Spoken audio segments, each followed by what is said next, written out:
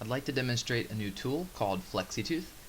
It's for those situations where your regular transforms, like grab, rotate, and scale, just can't really get the tooth, and more importantly the cusps and fossa of the tooth and other important anatomical structures in the right place. Um, Other times that it's useful are if your facial or lingual contours just don't really match the surrounding tooth anatomy.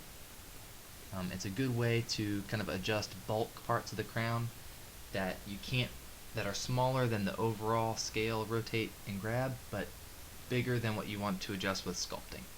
So here I've just roughly placed the crown form over top of the prep without taking much consideration for anatomy and function. So let's turn on the opposing, and we'll see that we're really heavy on the non-functional cusps here. So we'll take a slice through here and see that in order for our crown shape to cover the prep evenly, it really does not line up well with the occlusion. So let's start there with the functional cusp and the fossa aligning well, and this is where Flexi Tooth comes in. Right, with the crown selected, hit Flexi Tooth, and a lot of little balls will appear all over the crown. Okay, and when you select them and grab or rotate, it will modify kind of just one area of the tooth shape. Right, you are going to be clicking around a bunch, so what I recommend doing is making it so that you can't accidentally select the wrong model and move it. For example, if you were to accidentally move the prep, it would catastrophically affect your case. So over here in the right panel in the outliner, you can make it so that you can't select these objects. So this is the distal, the mesial, the prep. And then actually you don't really want to be moving this either. Okay, so I like to turn off the selection for that as well. So now you're pretty much safe to come through, move marginal ridges into place, turn the opposing back on,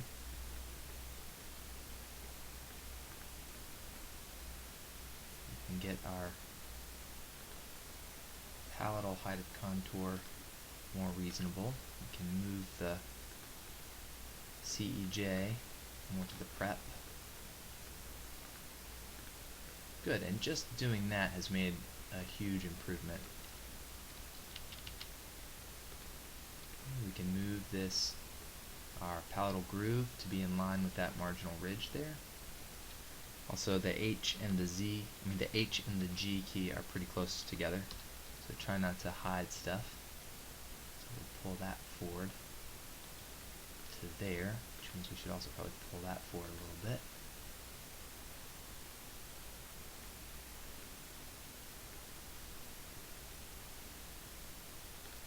Right, now we can come work on the contacts and marginal ridges.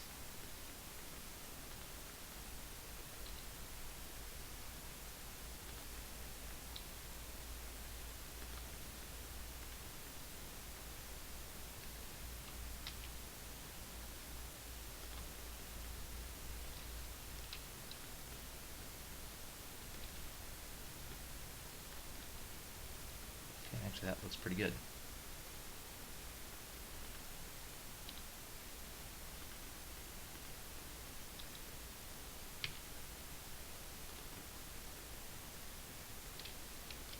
Okay, so once you're done,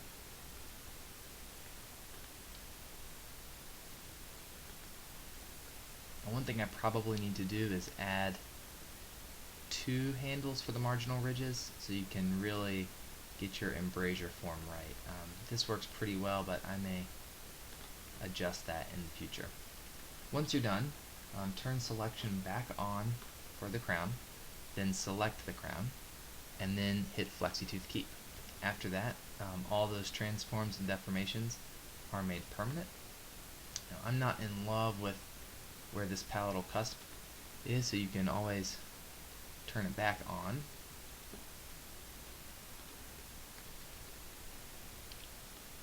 see if we can't do something about that. Yeah, that's crazy.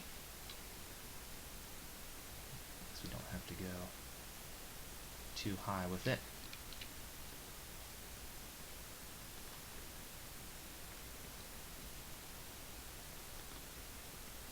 And then maybe something that we just need to round off those tips with sculpting, similar to the way these have been rounded by a lifetime of use.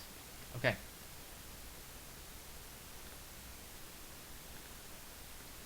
I hope you like it, and please post in the forum if you have any questions.